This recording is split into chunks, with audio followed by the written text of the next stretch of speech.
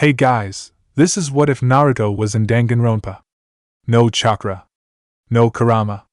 Only school. And ultimates. Now stuck in a new dimension, Naruto finds himself entangled in an intricate game between hope and despair. What role will the Uzumaki play in this destructive scheme? Only time will tell. Hit like and subscribe if you like this one, and also please check the author in the description. Let's start. We are pain, that's all. We are God.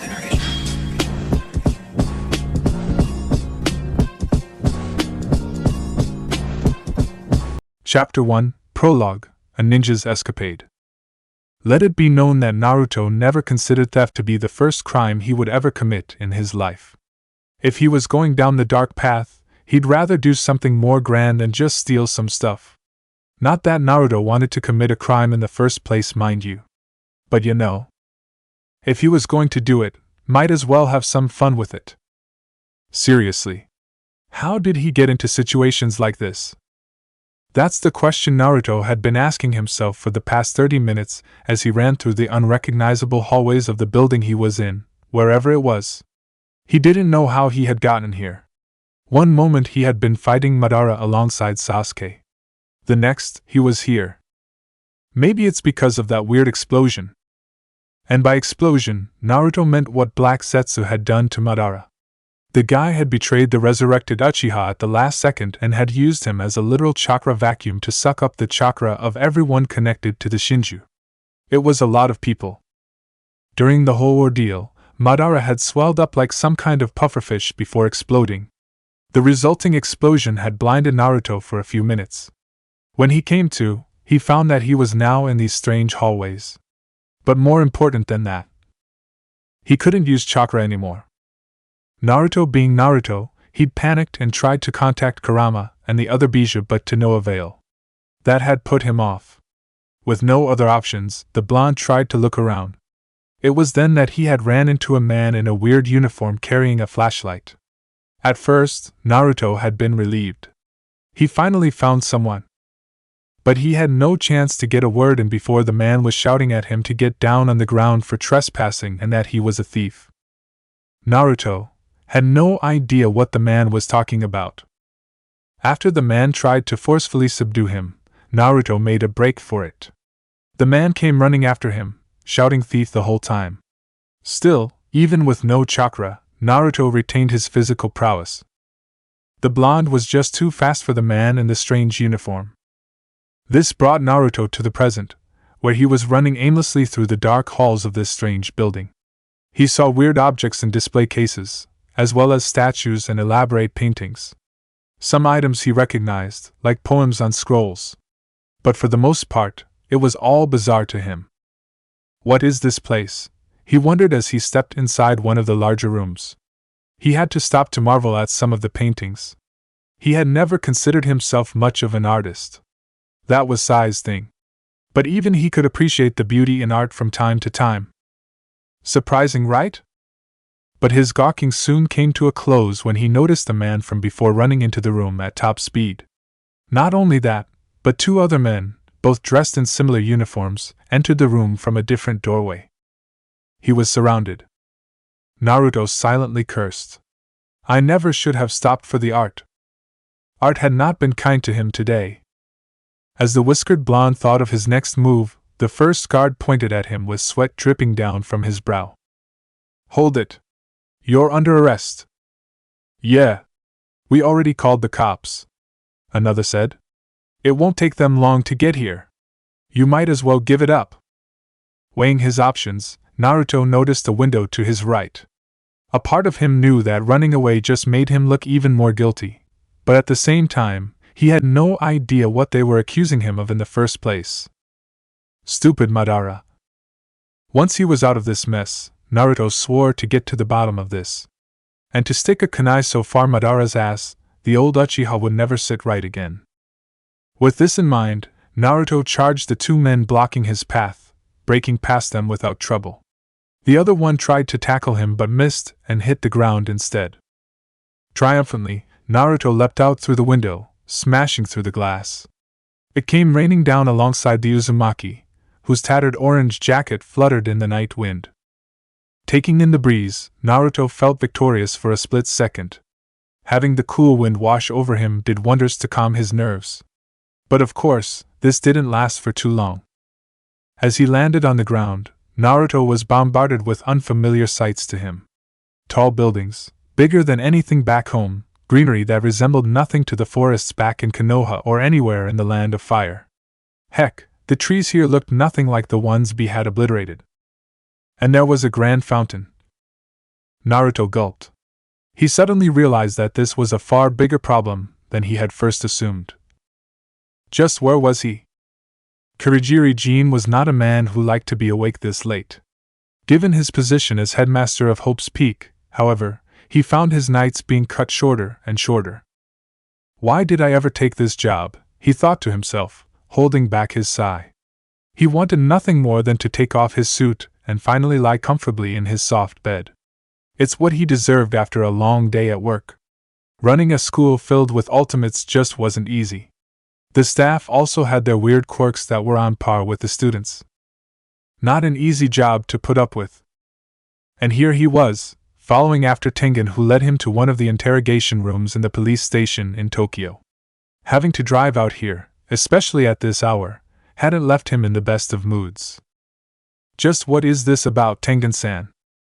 He respected the man, he really did. But he also didn't want to be involved in something pointless. The former headmaster chuckled lightly. You seem annoyed. I'm guessing I must have kept you up from going home. I apologize for that. At least he was aware of it. But this is something that cannot wait, I'm afraid. What are you talking about? What are we doing here? A police station wasn't exactly a normal place to meet up. The board has caught wind of a very interesting fellow. Normally, Kizukura-kun would handle something like this. But given the circumstances, I thought it best to have you handle this matter personally. Jean raised an eyebrow at this. Based on the context here, he gleamed that this had something to do with a new student. This only raised further questions, though. Like, why was a mere high school student being held in a police station?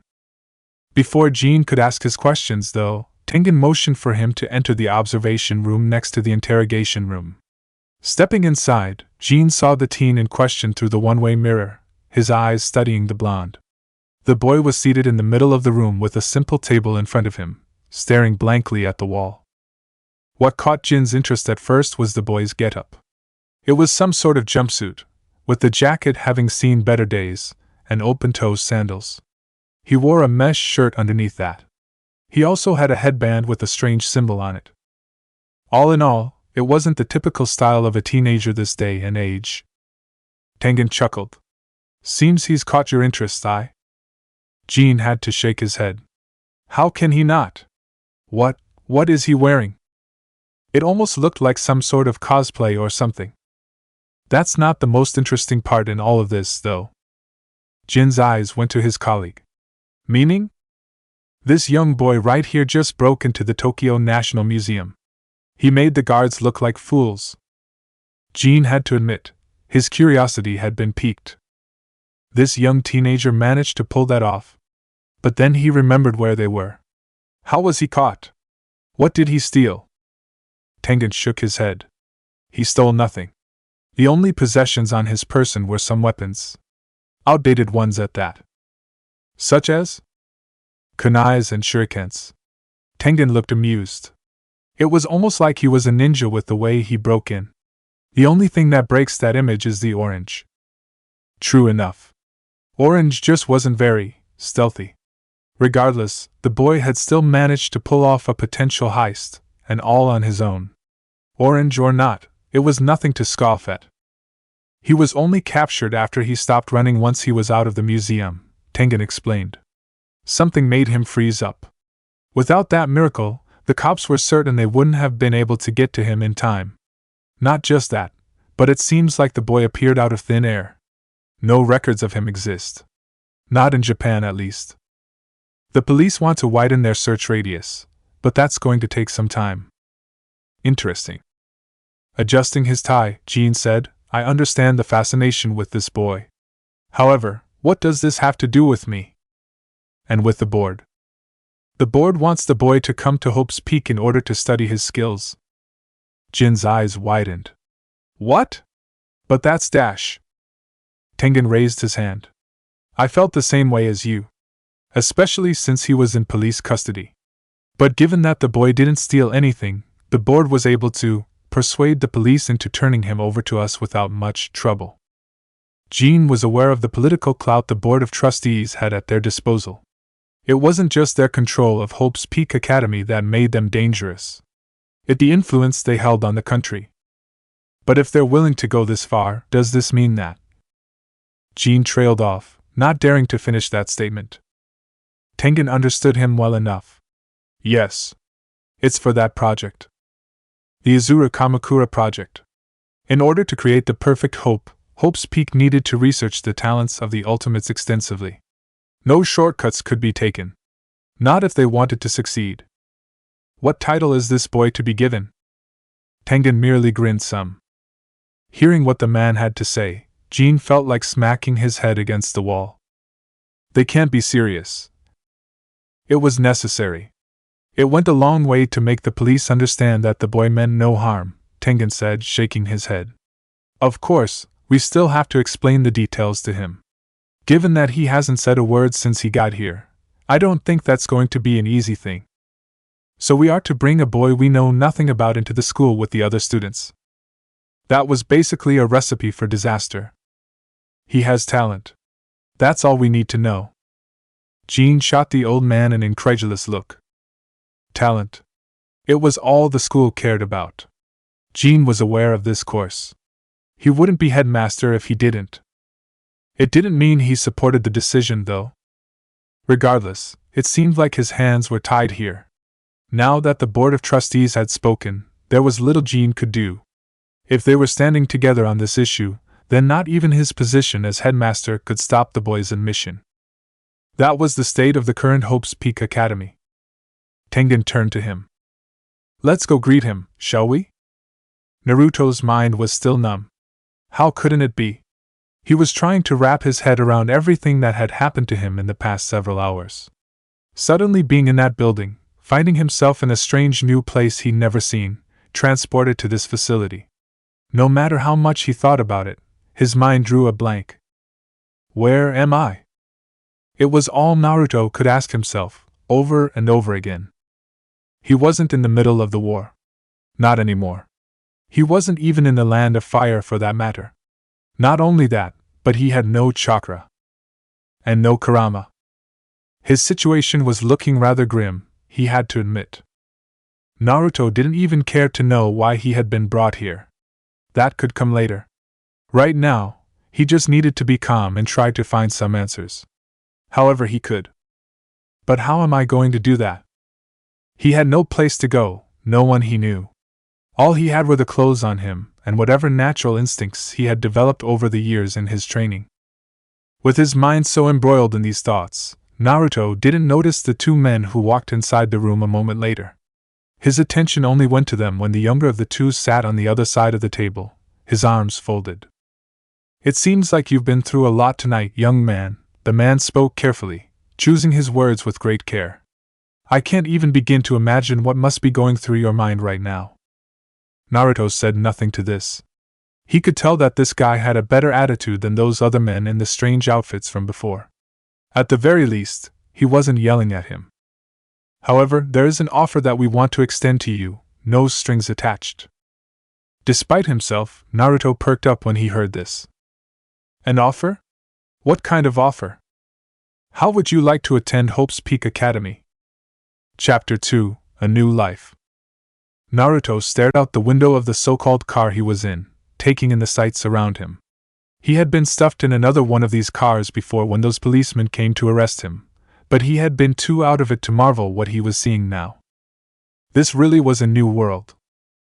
Naruto hadn't wanted to believe it at first, but there's no room for doubt now. Somehow, he ended up in a new world. He just knew an Uchiha was to thank for this. That wasn't all that was new to him now. Naruto glanced to the two men sitting in the front seats. The one driving this car was the one they call headmaster of this school for ultimates. Naruto still had many questions in his head about this whole turn of events, but one thing was clear. He was going to Hope's Peak Academy. Hope's Peak Academy. Naruto tested the name with his mouth several times, the name rolling off his tongue with ease. It was also the first words he had spoken in some hours now. Jean nodded, his face impassive. Yes. That is the name of the school I represent. We were hoping you would join the school alongside the rest of the upcoming Ultimates of this year. Ultimates? Jean had to pause at the questioning look the blonde was throwing his way. It was almost like this boy had no idea what an ultimate was. Tengen was the one who asked, "Have you never heard of an ultimate? Or of Hope's Peak Academy? Am I supposed to?" The response was so fast, the two men had to take a few moments to recompose themselves. Well, this kid had certainly been living under a rock, hadn't he? After all, there was not one teenager in this country who didn't know about Hope's Peak Academy or the students that attended the school. Anyone who managed to get into the main course was practically a celebrity.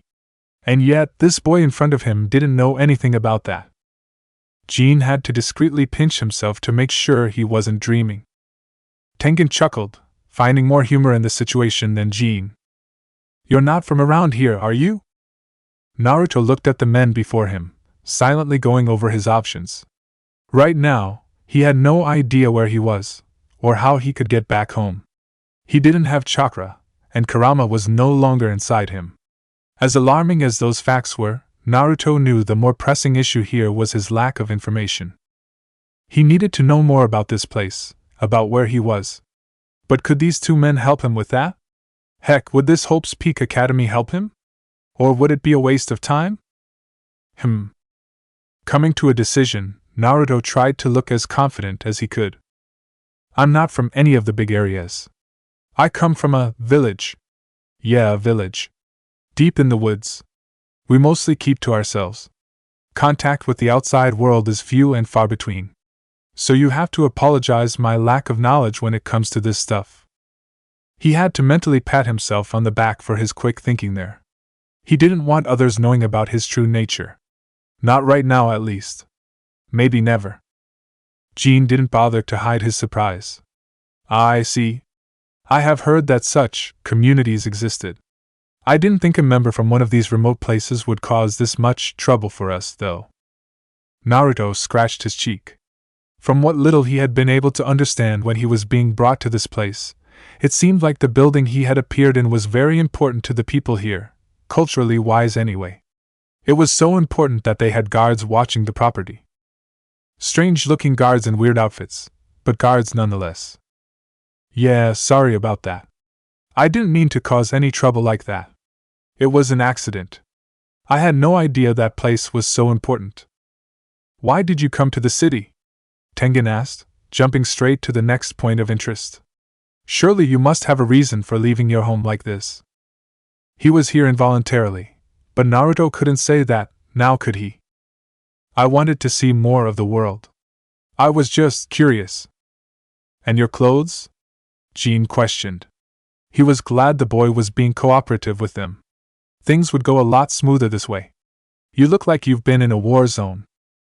The man was more right than he realized. "I got through some other mishaps on my way here," Naruto said sheepishly. Or as sheepishly as he could anyway. "It seems like there's a lot more security around these parts than I realized." Jean mentally groaned at this. Had this boy been causing more problems elsewhere? If he came with them to Hope's Peak, those problems would basically become his. It just meant more work for him, and he didn't want that. Once again, Tengen was more amused than Jean. Probably because he was just an advisor now, so he had no real stake in this. "Well, you've certainly made a name for yourself in this incident, my boy," Tengen said. "But I must ask one last question. These skills of yours. How did you get them? Did you have a teacher? Is your village responsible for them?"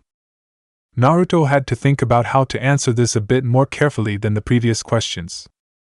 "Something like that. My village prides itself in secrecy. In order to maintain that secrecy, some people are tasked to train around those skill sets." Tengen smiled. "Like ninjas, then?" Naruto had to look away. "If you wish to call it that, then all right." These guys knew about ninjas? What the fuck? This world, what kind of place is this? Why did you leave then? Naruto shrugged. Like I said, I wanted to see what else was out there. I didn't want to be confined to my village for the rest of my life. I want to explore and experience new things. It wasn't a lie, but it wasn't the truth either. Jean studied the boy before him, trying to make sense of the mystery presented to him. It wasn't every day that he met someone as interesting as this boy. Even with all the answers he had received, Jean wasn't convinced that he knew the full story here. The boy was definitely hiding something. What, Jean didn't know. But all his years as a detective had left him with a great insight, which he trusted. Still, despite this, Jean knew he couldn't prove anything. Not with more information.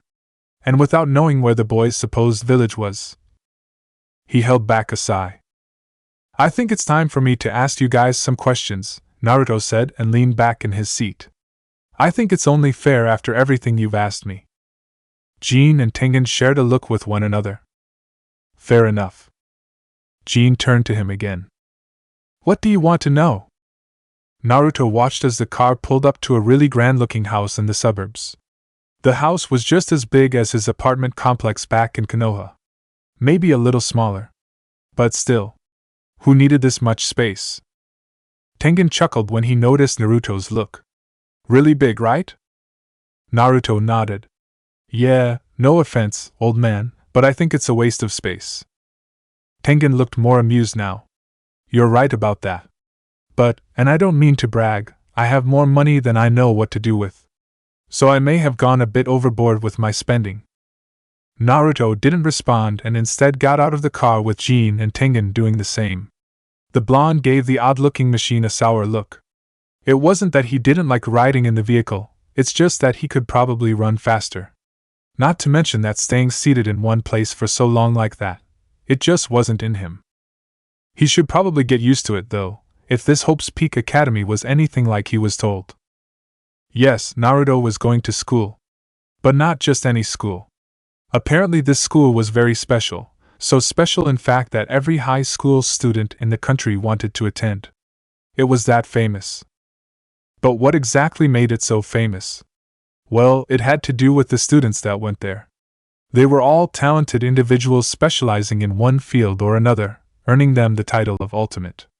There were all kinds of ultimate students at the school apparently. They all used their talents for the sake of hope of the country. This upcoming class in particular was so big that it was going to be divided into two.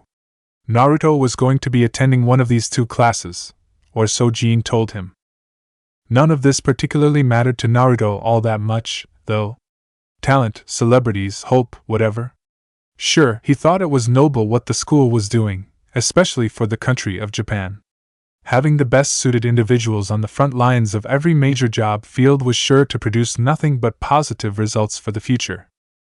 The catch is, Naruto wasn't from this world.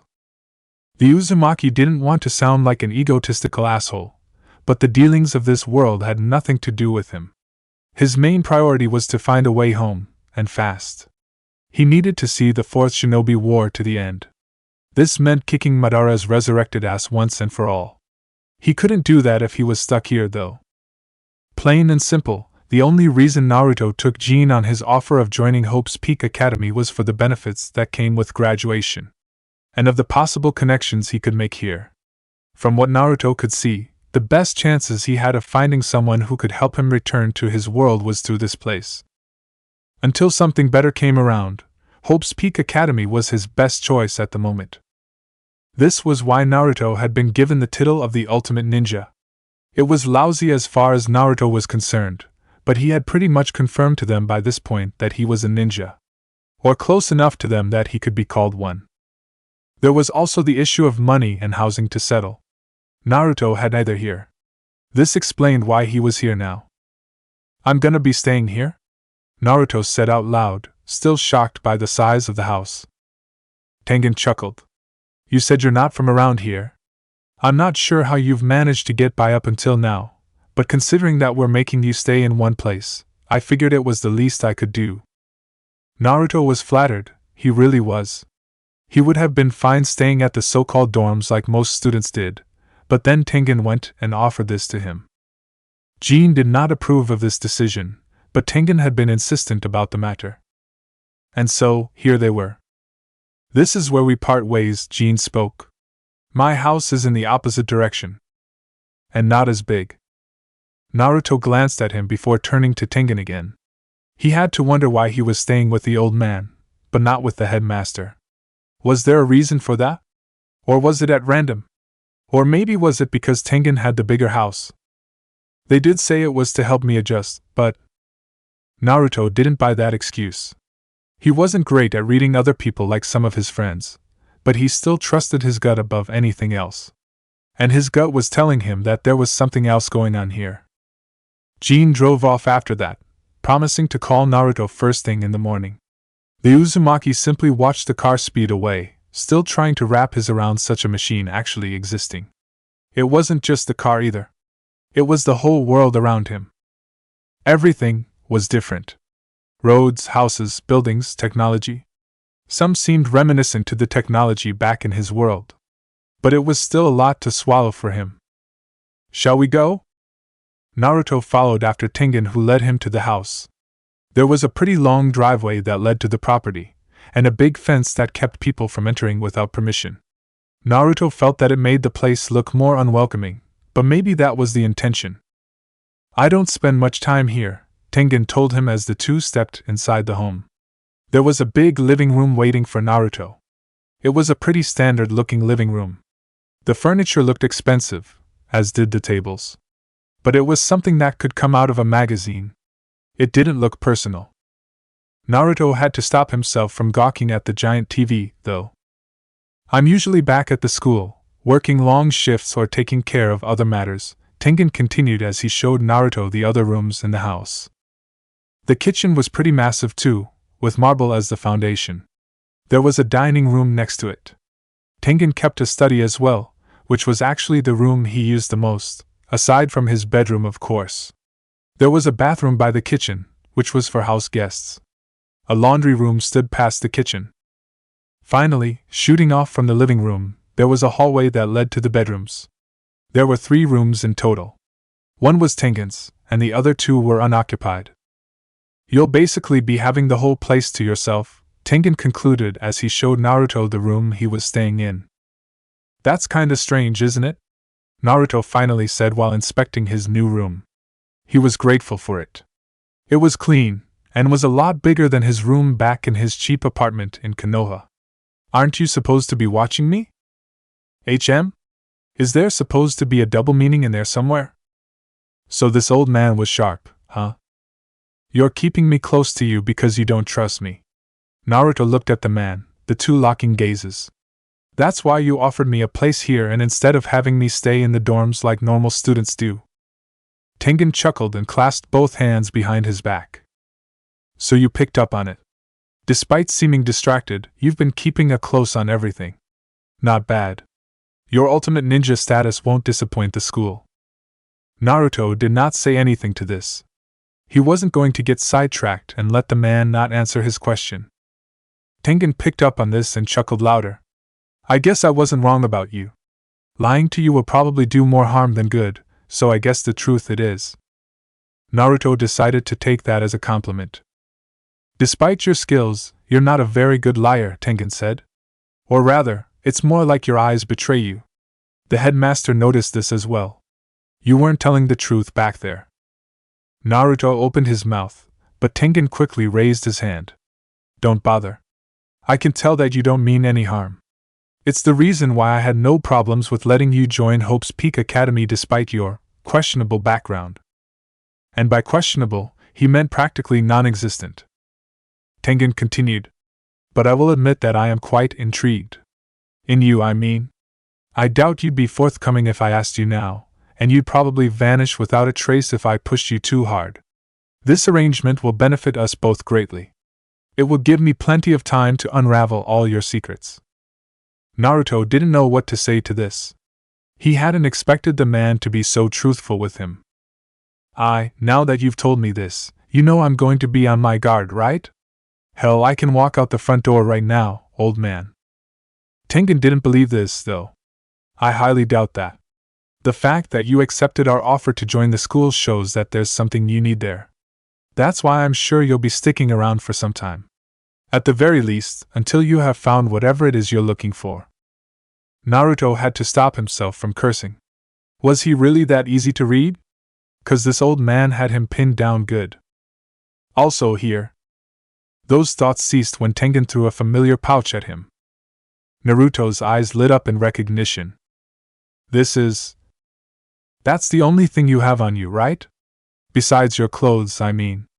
Tengen tilted his head to the side. It took us a lot to convince the station to give those back to you. But there you go. Naruto gripped the kunai pouch tightly. It wasn't much, but other than his headband, this was all he had to remind him of his home. It was a special treasure to him now. Tengen watched the boy go into a more somber mood. How very interesting. You should get some rest, my boy. Tengen made for the door. After all, tomorrow is going to be a very hectic day for you. Naruto's eyes left the pouch and went to the retreating Tengen. Now what could that possibly mean? Naruto learned firsthand what Tengen had meant by hectic day the night before. Hectic just wasn't enough, though. It was more like insane and mind-blowing. First, Naruto had been made to wear old people clothes. According to Tengen, he couldn't be walking around in his battered outfit.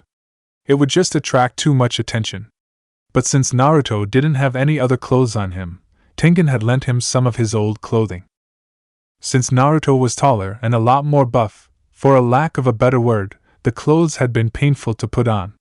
Thankfully, the first thing on the agenda was clothes shopping. According to Tengen, Hope's Peak Academy was paying for it. Naruto had his doubts, especially since he knew nothing was truly free. With no other options, though, Naruto accepted the money, vowing to pay them back somehow.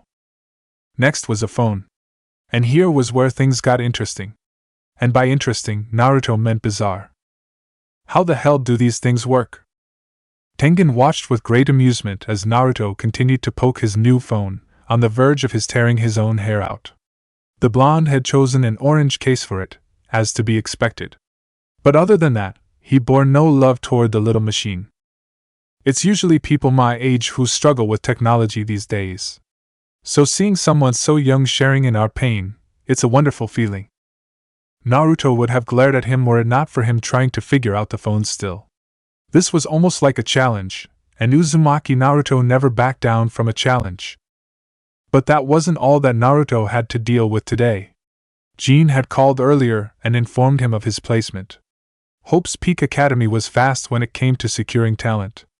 Anyway, from what he had been told, he was going to be a part of the 77th class, Section B.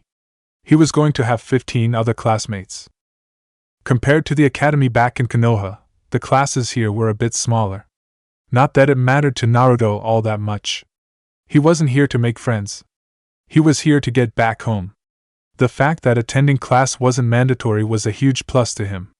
Going to classes would just slow him down. It seems you're about ready, Tengen said as he sipped tea from the living room. Naruto joined him, still annoyed with the stupid phone but letting it go for now. The blonde was now dressed in orange sweats and a simple white t-shirt. No matter where he was, Naruto would always love orange. There's still a lot of things I don't understand, old man. Naruto glanced at his phone. Technology here is just a lot different than my village. Tengen waved off his concerns. I'm sure you'll get used to it soon enough. It's scary how adaptable humans can become. And if you still have more questions, I'm sure your classmates won't mind helping you out. So you're just gonna let me be on my own? That doesn't sound very helpful of you. It's the way of the world. Besides, I sincerely doubt you'd want me hanging over your shoulder. You have things to do, right? Now Naruto understood. The geezer was hoping to catch information on him while he didn't expect it. He had a feeling the headmaster would probably be doing the same. Well, I do owe them a lot. So this much shouldn't matter. Probably. He still needed to pay them back, though. Maybe he could get a job? It wouldn't be much, but it was a start. But where could he, without previous work employment in this world, find a steady and comfortable job? he needed to think more on this later. What about my classmates? Naruto then asked. If there was someone in his class who was talented enough to help him, then he would probably attend classes to get to know them. Can you tell me anything about them? Tengen considered the question for a moment before smiling. I'm afraid that's something you'll have to learn on your own. They don't know anything about you, so it would be unfair if you found out about them, don't you think? Naruto grumbled. Stingy old man. What Tengen failed to mention to the blonde were the online comment boards filled with information about Hope's Peak Academy and its students. Not just that, but that his name would also be on there soon enough. But it wasn't like he was lying to the poor boy, sort of. The next several days went by faster, albeit tediously. Other than trying to get acquainted with the inner workings of this new world, there wasn't much else for Naruto to do. Studying wasn't exactly his forte. And without shadow clones to back him up, it was a slow process. Thankfully, the language was the same here as it was back in his world. Having to learn a whole new language would have been disastrous to say the least. The only interesting part was his job hunt. He had applied to several places during his search, only to be rejected. His search had seemed almost hopeless, until he stumbled upon a little ramen shop in the downtown area. A nice old man ran the whole place, but it seemed like he was getting too old to keep doing all the work on his own. Naruto had applied for a position on the spot. So that was fun. He could now earn money while being surrounded by ramen. It was a dream come true for him. He could also start paying Tengen and the school the money he owed, even though the old man kept insisting it wasn't necessary. Naruto wasn't one to let his debts go unanswered, after all. All in all, his new life here was starting to shape into something a lot different from the one back in Konoha. There was less violence, less fighting for his life, and had an overall mundane feel to it. Naruto didn't know whether this was bad or not. Anyhow, all of that was just the icing on the cake for what his new life was all about. Hope's Peak Academy was the cake itself. Naruto realized this as he stood before the massive school, his invitation letter in hand. Jean had mailed it to him a few days ago. He had brought it with him for reference. I'm supposed to meet at the gym. It was the first time he would be attending a normal school, so he was feeling a bit hesitant. But he couldn't let that feeling take hold. He needed to do this, for his friends back home, for himself. Yes. That's right. This was necessary for his future. With his resolve renewed, Naruto took his first steps toward Hope's Peak Academy. What would the future hold for him here? One thing was certain, things would never be the same for the blonde after this. Chapter 3, Hello, Hope's Peak Academy. Naruto peered down the empty hallway. He had already walked past the main hall, so now it was only a matter of finding that damn gym. Thankfully, the instructions were pretty straightforward. Still, he didn't want to draw attention to himself. Like at all. He was on a mission here, and attracting attention would only complicate things. But it might be too late for that already. The headmaster and Tengen were already keeping their eyes on him, so it was probably a moot point by now. Whatever. It's not like they'll ever find out where I'm really from anyway. No one could know that. Putting that aside for now, Naruto started to make his way down the hall for the gym.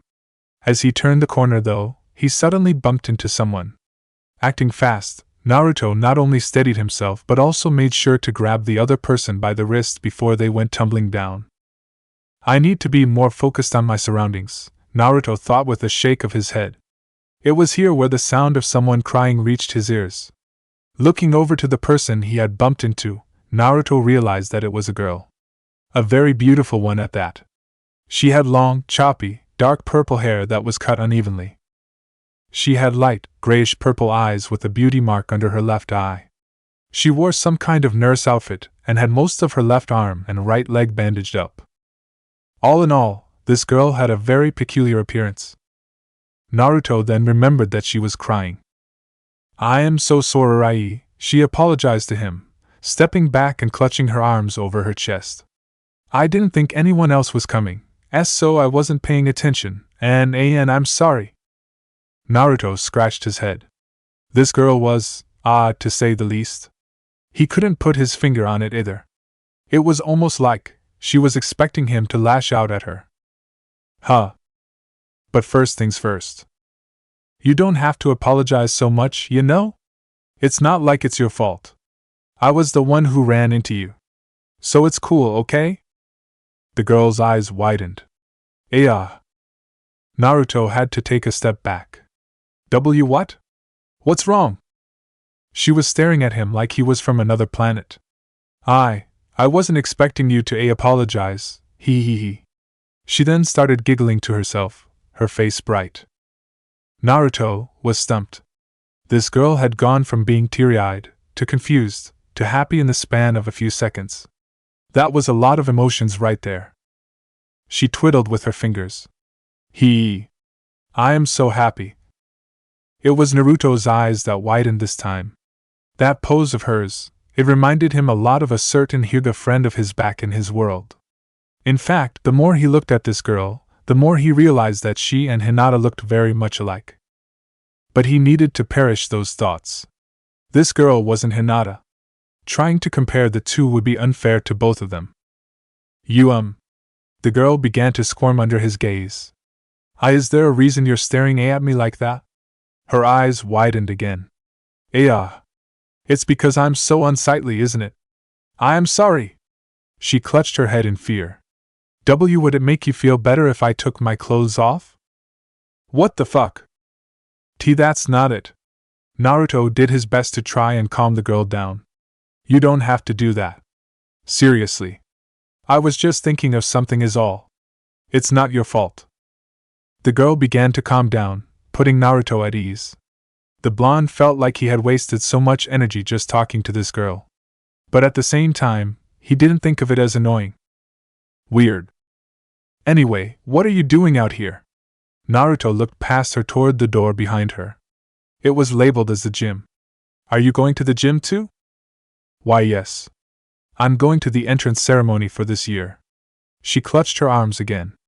But I was so nervous about going in and meeting so many new people that I froze in fear. I haven't been able to going in even though it's almost time for the ceremony to begin. So this girl was going to be a classmate of his, huh? Naruto smiled. I see. Well, that's where I'm going too. Looks like we're going to be classmates. The girl looked at him. Really? She couldn't help but smile a little as well. That's amazing. I didn't think I would be meeting another classmate so soon. Naruto shrugged a little. I guess. I'm Uzumaki Naruto. And my name is Tsumaki Mikan. She blushed a little. I hope we can get along from now on. Yeah, likewise. The now named Mikan seemed pleased by his words. Well, so much for not making friends here. Deciding to push that side for now, Naruto motioned for the door. Shall we? Mikan nodded. Why, yes. She now had more confidence to face the rest of her classmates. She only hoped that they were as nice as Naruto was. And so, the two teens entered the gym. The gym was decorated for a typical entrance ceremony. There was nice carpet laid out, chairs had been put up, and banners were raised. All had the Hope's Peak Academy insignia on them. There were other teens waiting inside already. There were 14 in total, 7 guys and 7 girls. They were a pretty even class then, since Naruto and Mikan made a total of 16 students. The other students turned to them when they entered, but then they settled to going back to their business when they saw who it was. Naruto scratched his cheek. So these guys are the so-called ultimates, huh? They were some of the country's best, brought here together in order to polish their talents further. It was hard to imagine what kind of people they were. Then again, he was now considered an ultimate. And so was Mikan now that he thought about it. And she didn't seem bad at all. There are so many new people here, Mikan whispered, twiddling with her fingers. Naruto shrugged. Don't worry about it. They're just like you and me. We're all on the same level, aren't we? Some laughter reached their ears. They turned to see a guy walking up to them. He was dressed in casual clothes, similar to Naruto. He was tall and rather skinny. He had light gray-green eyes, and sickly pale skin. His hair was shoulder-length and naturally wavy, of an unnaturally pale off-white color. It gave him a rather ghostly appearance, if Naruto was being honest. That's a rather optimistic thing to say, he spoke as he neared them. But then again, that's the attitude I'd expect from an ultimate. Naruto tilted his head ever so slightly. Thanks, I guess? He didn't know how to take that comment, so he brushed it off. But it's true. We're all the same here, aren't we? The new guy crossed his arms. Well, among you, I guess that'd be true. But I don't think that comment would ring true if spoken about me. Why? He sighed. He looked rather disappointed about something. I only got in here due to luck. That's rather stupid, wouldn't you agree? Luck? Mikan was confused. How does that work? He chuckled sheepishly. Haven't you heard? Every year, Hope's Peak Academy holds a lottery out of completely ordinary students. Whoever wins gets to join the school as the ultimate lucky student. That's basically what I am. Just lucky. Is that so? Mikan was rather surprised about this but didn't comment further. Naruto just took it in stride. It was rather unusual to consider something as vague as luck as a talent, but oh well. The school must have its reason for wanting to research such a skill. Oh, but how rude of me. He shot them a smile. I haven't introduced myself yet. My name is Kamita Nagito. It's nice to meet you. Yeah, same. I'm Uzumaki Naruto. I am Tsumiki Mikan. I hope we can get along. The newly named Nagito smiled some more. I recognize you, Tsumiki-san. You're the ultimate nurse, aren't you? Many people were discussing your achievements online. You're rather popular, aren't you? Yeah? That seemed to throw Mikan for a loop. They were? Why? Everyone is rather popular online, you know. Nagito then looked down, smiling to himself. Of course, with the exception of me. While Mikan was freaking out about her sudden popularity, Naruto was more than happy to congratulate her. Congrats, Mikan. I didn't know you were so awesome. Still, he had to wonder how someone so skittish could become a nurse of all things. Man, Sakura-chan would have a field day with this. Mikan was suddenly freaking out about something else entirely. Yeah? And Mikan? And my first name. Now Naruto was lost. Yeah? That is your name, right? It's just the first time anyone has called me by my first name before. Naruto shrugged. Oh. Okay. He didn't see the big deal with that. He called all of his friends by their given names. Nagito couldn't help but laugh. Ha! You're a strange one, Uzumaki-kun. Could it be, are you into seducing women? Mikan turned bright red. Naruto gave the boy a dull stare. I honestly have no idea what you're talking about. Is that so? Nagito let the matter drop and said, well, I must admit something. I was able to find information on just about everyone in our class. Except you, of course. I only saw your name being mentioned once or twice, but nothing concrete. Naruto wasn't all that surprised. He had read up on this internet. It housed all the information people could ever need or want. It was honestly kind of scary. But of course, there was no way the internet would have anything on him. It hadn't even been a month since he had arrived to this world. But damn that Tengen! He hadn't bothered to tell the blonde about this beforehand. He would have followed Nagito's example and looked up the others if he had known. Whatever. Nothing he could do about it now. Well, that's good. If everyone knew about me, I wouldn't exactly live up to my title. Oh? Nagito was genuinely intrigued now. What is your title then? Naruto sighed and looked away. It still sounded silly to him, but hiding it here would probably bring more problems than it would solve. Might as well just get it over with. I'm the ultimate ninja. Mikan squeaked. A ninja? You're really a ninja? Yep. I didn't know any existed still. Naruto smirked. Oh, we're around. Sorta. Humming, Nagito looked over Naruto's attire, noting the orange. That is rather surprising to hear. That changed Naruto's mood completely. He grumbled. You don't like the orange either, I'm guessing. Nagito smiled, trying his best to look innocent. Oh my. Looks like I've been caught. Bastard, at least try to hide it. I think it looks great, and Uzumaki-san. Poor girl. She had tried to use his first name, but it looked like she still couldn't get there. Still, Naruto was more than happy to accept the compliment. And so, he patted the girl on the head. Thanks, Mikan. I knew you could accept the awesomeness of the orange. Mikan giggled, fully delighted to be praised and petted like this. It was the first time anyone had been so kind to her, and it brought a great feeling to her heart. Nagito found the whole exchange to be amusing. Well, I'm not sure how helpful I can be, but if you need help talking to the others, I'm more than happy to lend a hand. The others, huh? Naruto glanced around the gym, seeing the rest of the class minding their own business. A part of him knew that he was already messing things up. This wasn't how things were meant to go. He wasn't supposed to be friendly with these guys. His normal carefree personality won out, though. That's why he felt great bonding with new people. They're all pretty wild out and eccentric, but I'm sure you can win them over, Nagito said. Well, if Nagito and Mikan were any indication, then Naruto was sure the rest of his new classmates were bound to be crazy too. It suited him just fine, though. Normal was overrated. But before they could continue, a shout echoed throughout the gym.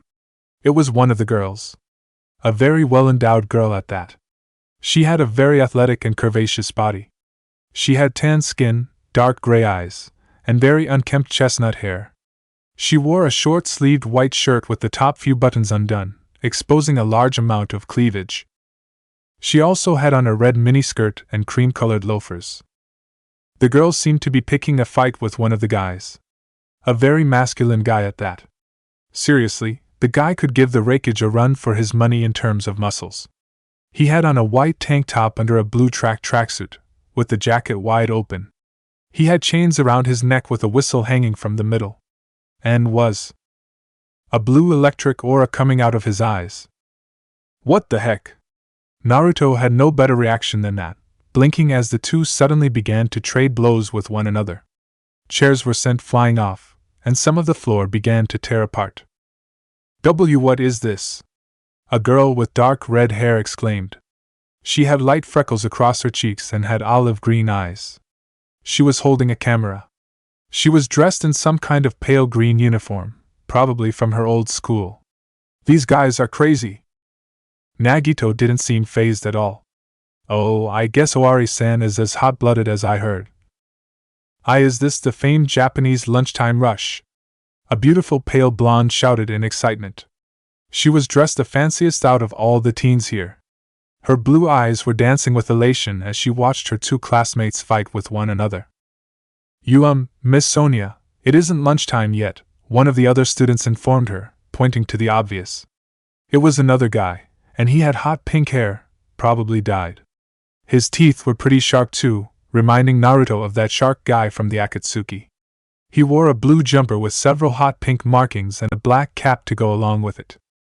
Another girl, this one with long multicolored hair, beamed brightly. Oh la la dash, they're certainly going at it. This building won't last for long if they go all out. Despite her words, she didn't seem worried at all. What a weird girl. Passion is certainly being shot to the roof, if I say so myself, a short round boy commented with some laughter. He was dressed in a typical chef's outfit, giving Naruto the impression that the guy was a chef as well. But who knew? I'm gonna get you this time. The well-endowed girl cried out as she went in for a kick. Unfortunately for her, her opponent was more than ready for her, and counterattacked with a powerful blow to her stomach that had her skidding back across the gym. Naruto raised an eyebrow at this. They weren't moving nearly fast enough for him to not see their movements. But the power behind that punch, it was impressive to say the least. Mikan was shaking from her spot. Nayasa, this is bad. What if they get hurt too badly? I have to help them. Heh. The muscular student scoffed. That punch wasn't strong enough to break bones, so don't worry about it. The girl with multicolored hair giggled. So he says, but I'm sure that punch would break anyone else's bones off. Another short student, this one blonde and in a suit, scowled. Don't say it all carefree, dumbass. Your speed is passable, but it's still not good enough. The muscled student cracked his knuckles. Your strength is severely lacking. You cannot hope to win against me like this, Oari. TCH, shut up. The girl struggled to stand. I'll make sure to beat you. Mark my words. Heh. I commend your spirit. Naruto shook his head. Well, this is certainly something. He didn't think he'd find people fighting in this world. At least, fighting on this level. In all his time here, with all the people he's met, he found them to be just normal civilians. The only exception to that was perhaps Tengen. But these two. Nagito crossed his arms and nodded to himself. Yes. I expected nothing less from them. They really are ultimates. Naruto glanced at the boy but said nothing. His opinion of Nagito was, well, he really didn't know what to think of the guy. He seemed nice, but there was a part of him that was telling him that there was more to Nagito than what he was seeing. And when it came to judging others, Naruto thought he was usually spot on. The other blonde in the gym, this one short and kiddish in appearance, snickered. They should have taken each other out right here and now. It would have been more exciting that way. Naruto's simply sweat dropped. Now he knew who the vicious one here was. Alright, kids. Break it up. All 16 students turned to the stage of the gym where a man now stood. He looked pretty relaxed despite the fact that part of the gym was now destroyed. He had a thin mustache and goatee and ragged blonde hair with blue eyes. He wore a white tuxedo, with a green undershirt and black vest top, with a blue, almost gray tie. He also wore a white hat. This is no time to be fighting. It's supposed to be the entrance ceremony, after all. You're the one who decided to show up late, the guy in the dark suit said, looking pretty annoyed. The man chuckled. Yeah, sorry about that. I had a killer hangover. It took me longer to recover this time than usual. Not sure why. The 16 students all had the same thought. Was this guy really their new teacher? If so, they were screwed. Anyway, the man made himself comfortable on the stage, sitting by the edge. We'll be together for the next year at least, so we should get to know each other. He pointed at himself. Many of you already this, but the name's Kazakura Koichi, and I'll be your homeroom teacher. Naruto recognized the name. Tengen told him how this guy was the main scouter for the school. If it weren't for the fact that he had been in police custody, Naruto would have met him as well. So, who wants to go next? Name and title, so the others know why you're here. Oh. Ibuki wants to go first. The girl with the multicolored hair was the first one to jump at the opportunity. Ibuki is Myota Ibuki. Ibuki's title is the ultimate musician. Ibuki likes to rock out, so anyone willing to join Ibuki, you can. The beautiful blonde from earlier clapped. Spectacular. She noticed the others all looking at her and bowed. Hello there. My name is Sonia Nevermind. I am the ultimate princess. It is a pleasure to finally be here. Naruto had to do a double take. This girl was a princess? I didn't think they still had those in this world. It looked like he still had a long ways to go when it came to knowing the ins and outs of this new world he was in. The guy with hot pink hair whistled and shot them a thumbs up. Since Miss Sonia has gone, I guess it's my turn next. I'm Sota Kazuchi, and I'm the ultimate mechanic.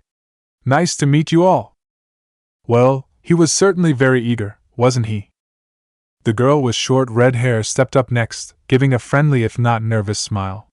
I'm Koizumi Mahiru. I'm the ultimate photographer. Let's all get along. Naruto found her to be the most normal here so far.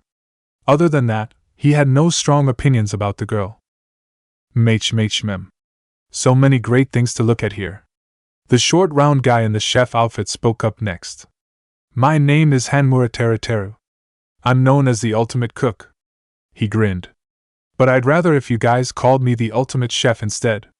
It just sounds more appealing, you know? This guy was just giving off a dangerous vibe, wasn't he? Humph. Idiot. The kiddish blonde with twin tails sneered, her face darkening. It was enough to make Tera look nervous. Did I hear that correctly? She decided to ignore him. I'm Sionji Hyoko. And I'm the ultimate traditional dancer. It looked like that was all she had to say. What a strange girl, Naruto thought. But then he realized that he could say the same about most of the people here. Including him. So maybe he shouldn't talk. Yo! The well-endowed girl from before went up next. It seemed like she had recovered from the devastating blows she had taken earlier. The name's Oari Akane. Apparently I'm the ultimate gymnast. Nice to meet ya. Apparently? This girl was she was the type who focused more on fighting than anything else, wasn't she? Well, it wasn't like Naruto disliked those kinds of people. Gahahaha. The muscular guy let out a boisterous laugh while holding his head. I am the ultimate team manager, Nidai Nekomaru. Make sure to remember it. This guy was loud. He reminded Naruto of Lee and Guy Sensei, especially with the fighting. Naruto had a feeling he was going to get along just nicely with him. He forgot that he wasn't supposed to be making friends here, but let's just move on. The next person to introduce themselves was a girl with long, silver hair, which was tied into 2 braids, and intense bright red eyes. She was standing off to the side of the gym, all by herself. My name is Pikoyama Piko. I am the ultimate swordswoman. It is nice to meet you all. She was totally the silent and cool type. In some ways, Naruto was reminded of Niji's and Sasuke's demeanor back in the day. He just hoped she wasn't stuck up like they had been. Right after her was the short blonde in the dark suit. Name's Kazuriya Fuyahiko. I'm the ultimate Yakuza. Wow. His introduction was even less friendly than Hyoko's. But the announcement of his title had some of the others murmuring among themselves. Naruto turned to Mikan. Is there something up with this guy? Before the girl could answer, Nagito beat her to the punch. Eh? You mean you don't know? That's surprising, Uzumaki-kun. Everyone in the country should know of the Kazuriya clan. Naruto shook his head. Well, I don't. Nagito hummed. I see. He seemed to be thinking about something for a moment, but then continued. Put simply, the Kazuriya clan is the largest criminal syndicate in Japan. They have over 30,000 members in their group. And Kazuriya-kun is the heir to that clan. That's why he's the ultimate Yakuza. So he was a clan heir, huh? Naruto had experience dealing with those. One of the students that hadn't said a word up to this point was up next. He was rather short and fat, had light brown hair, hazel eyes, and rosy cheeks. He wore a rather standard attire unlike most here. I'm Matarai Ryota. I'm the ultimate animator. His introduction was brief and to the point. It made it hard for Naruto to give his opinion on the guy. Ha ha ha, I guess I should go next, huh? Nagito waved at the others and smiled. My name is Kamita Nagito. It's a pleasure to finally meet you all ultimates in person. He looked down. My talent is nothing special. I'm simply lucky. That's why I'm called the ultimate lucky student. Hyoko tapped her cheek. What kind of talent is that? Now. Koichi raised his hand and waved at the girl. You guys can get to know each other better later. This is only for introductions, remember? Hyoko huffed but said nothing else. Mikan began to twiddle with her fingers as she got the courage to make her introduction next. And my name is Tsumiki Mikan, and I'm the ultimate nurse. If you get hurt, please don't hesitate to rely on me. She was definitely a lot like Hinata, alright. Soft-spoken, but also very kind. It was enough to make Naruto smile. Kihihi. I guess the time has come for you fools to know of my existence, HM? Naruto's attention went to the last male student, other than himself, who had yet to introduce himself. He was dressed in a dark school uniform, which was heavily accessorized. His entire left arm was covered in bandages, and his right eye was red, and he had a scar running down his left eye, similar to Kakashi. A long purple scarf was around his neck, which covered the lower part of his face. He had dark hair with pale gray streaks through it, and a poof of hair that stuck up and was curly. He clutched his fist and raised his other hand forward. You may call me Tanaka Gunham. May you never forget it, for it is the name that will one day rule this world. My title on this plane is the Ultimate Breeder. But my true identity is the one and only Supreme Overlord of Ice. Bow before my power, fools! Thuhahahahaha. Four hamsters suddenly shot out from his scarf, all taking position on his shoulder and cheering alongside him. Naruto had to scratch his head, feeling even more confused than when he first met Mikan. And that was saying something. This guy is just... He had no right words to describe him. The others seemed to be very confused as well, except for Hyoko, who looked creeped out. And, of course, Nagito, who was still smiling. Sighing, Naruto decided to be the one to talk next. Yeah, well, I'm Uzumaki Naruto. My title is the Ultimate Ninja. Nice to meet you guys. The others all took this in, with Akane giving him a once-over. She could feel it. This guy was strong. It made her want to fight him on the spot. Koichi nodded. Good. Now, for the last one. He looked over to the final girl who had been sitting down since she had arrived. She was dressed in a dark hoodie and skirt, while she smashed the buttons on some handheld console. Naruto had some knowledge about those devices, referred to as video games. It was the first time he was seeing one in person, though. The girl frowned when she got a game over, but then looked around the room when she saw the others staring at her. Ah. She seemed to understand. There was a slight pause. I'm Nanami Chiaki, the Ultimate Gamer. Nice to meet you. There was another pause before she turned back to her game. She was both polite and chill at the same time. An interesting combo. Koichi got up to his feet. Well, that makes 16 then. You are now part of the 77th class of Hope's Peak Academy. Accept that with pride. And make sure to let your talents blossom even more during your years at this school. With that, I'm sure you'll be able to find the hope that brought you here. Nagito chuckled. I agree with that. Hyoko rolled her eyes. No one asked what you think, weirdo. Mikan fiddled in place. I don't think insulting each other is a good thing to do. Shut it, pig face. Pig face? Mikan slumped down. I don't have a pig face. Naruto patted her head some. Don't worry about it, Mikan. You don't have a pig face. She's just trying to get to you. Hyoko turned her sights on him. Huh? What did you say, Dash? She was cut off by Gunham, who let out a massive gasp. You fiend! Just what kind of creature are you? Naruto blinked and looked at the guy. What? Are you talking to me? The breeders settled into a fighting stance. Speak at once, before I decimate your very existence. Naruto had no idea what he was talking about. Chuckling, Nagito decided to fill him in. I think he's asking why you have those markings on your cheeks, Uzumaki-kun.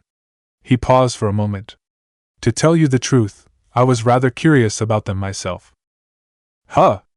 Markings? Naruto touched his cheeks. Are you talking about my birthmarks? Just what sort of creature birthed you? Gunham cried out. Naruto gained a tick mark on his head. Take that back. My Kaa-chan was a wonderful person. Foul beast, don't get any closer. Do you want me to punch you? 'Cause I'll punch you. Sonia seemed to be enjoying the spectacle herself. Oh my! This intense feeling of friendship. They're such wonderful friends. Mahiru's sweat dropped. I don't think that's what's happening right now. Hey, wait a second. Akane jumped into the fray. If you're going to fight, I'm joining in. Ha! Nekomara picked his nose. Did you not learn anything from our practice session? Ibuki was practically bouncing in place. This place is so lively. If I had to write a song about it, it'd be titled, Sunrise at the Gym. What the hell kind of title is that? Kazuchi said, looking at the girl like she was crazy. Why, you can do it, Uzumaki-san. Mikan was cheering for Naruto as the blonde and Gunham were practically butting heads with one another by this point. I know you can defeat him. Teruteru sighed happily. Two men, pushing against one another so closely. Ah, the passion. It's magnificent.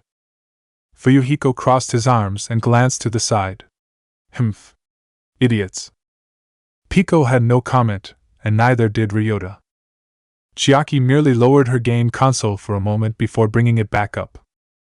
Nagito, well, he just smiled. A lot. Koichi scratched his head under his hat as the gym practically descended into chaos, with Naruto, Gunham, and Akane leading the charge. Oh boy. I sure have my hands full, don't I? Yes, this was going to be a very interesting year indeed. Chapter 4. The start of something hopeful. Koichi took a sip from the flask he carried with him at all times, not paying attention to the ongoings of the world around him.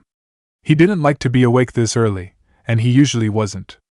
However, since he had been assigned as a teacher this year, it seemed like his habit of sleeping in late was going to be cut short. Stupid responsibilities. Doesn't the school understand my drinking hobby? They were short on staff at the moment though, so it couldn't be helped, he supposed. I gotta just continue my drinking and get up early in the mornings. It didn't sound too tough. He had done it today, hadn't he? True, he had been rather late. And yes, he felt like shit. But sacrifices had to be made for his booze. With this in mind, the man settled himself comfortably on the stage, resting his back on the wooden surface. He was gonna continue fantasizing about all the alcohol he was gonna drink later were it not for Mahiru, who suddenly appeared over him, both hands on her hips. Geez. What kind of teacher are you? You know the gym was almost just destroyed, right? The girl was annoyed, Koichi knew this much. But what did she expect? All ultimates were crazy in some form or another. Bring them together in one place, and bam. Catastrophe was sure to happen.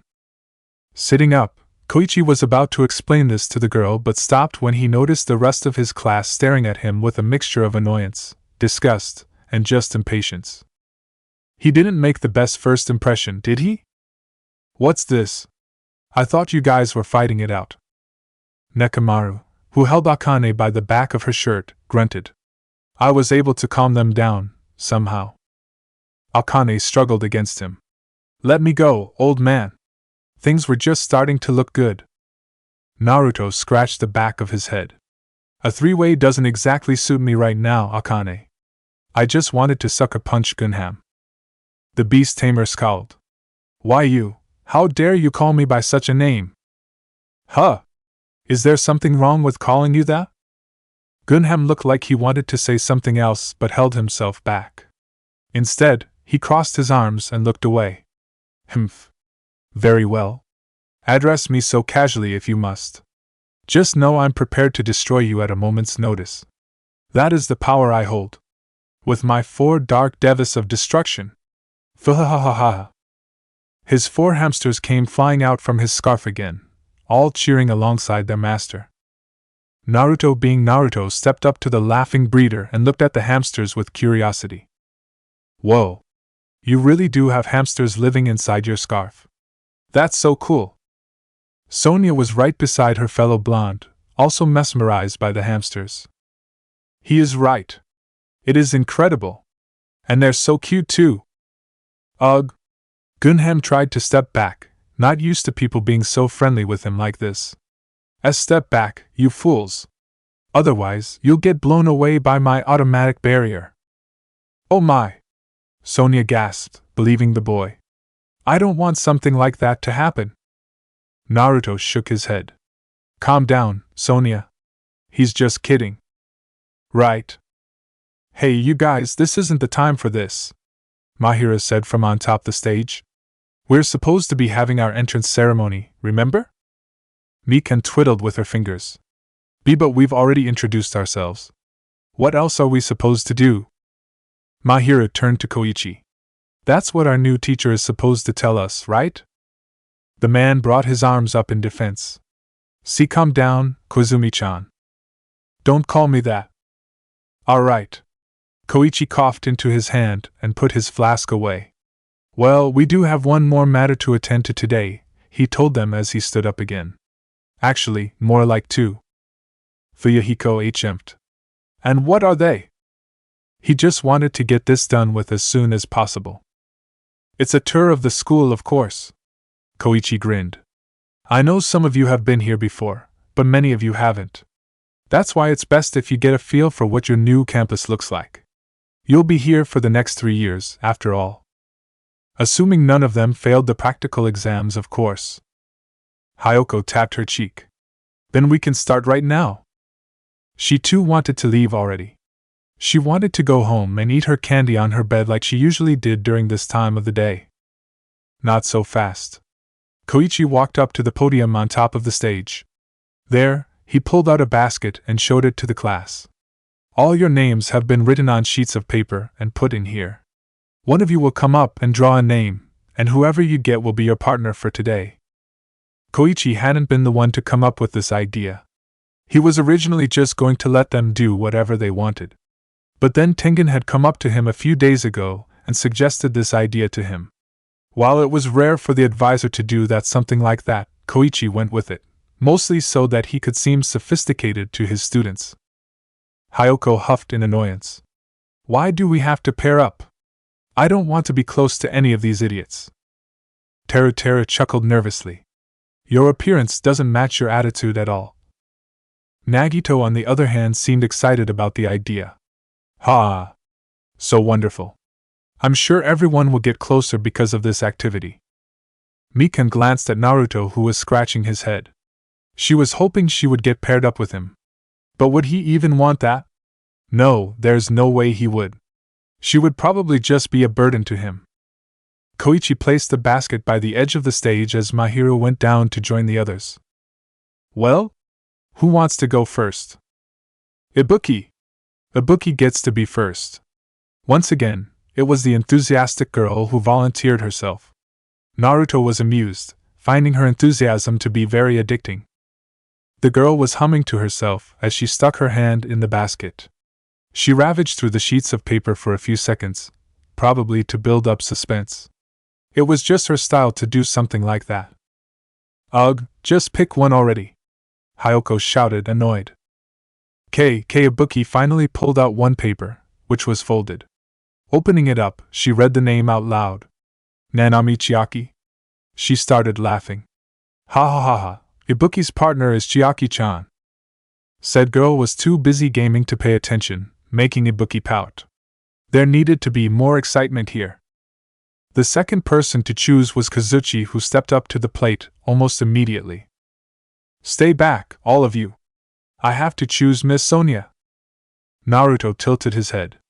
Huh? Why? Do you have a crush on her or something? Let it be known that Naruto wasn't one to be very subtle about stuff like this. Kazuchi spluttered. What? I mean, that's none of your business, man. Hayoko looked away with a smug look. Just get it over with already, you loser. Not like any girl would want to be paired up with you in the first place. Why, you don't have to say it like that, Kazuchi shouted, his heart nearly broken by Hayoko's words. The mechanic went for the basket and quickly picked out one of the folded papers. His heart was beating fast inside his chest. Was it going to be Miss Sonia? Please let it be Miss Sonia. He needed to get closer to the girl, and this activity was just right for the job.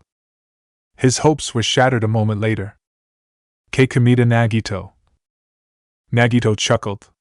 Oh, I see. I'm so lucky to be paired up with someone as talented as you, Soda-kun. Kazuchi turned to Koichi with a pleading look. Can I have a do-over? Nope, now move along for the next person to get their turn. With slumped shoulders, Kazuchi walked back to the others. The one who went third was Mahiro, since none of the others seemed very interesting in going up. Except for maybe Sonia. The name the red-headed photographer picked up was none other than Sayonji Hayoko-san. Said girl looked at the redhead. So I guess I'm with you then. Her face displayed some measure of annoyance.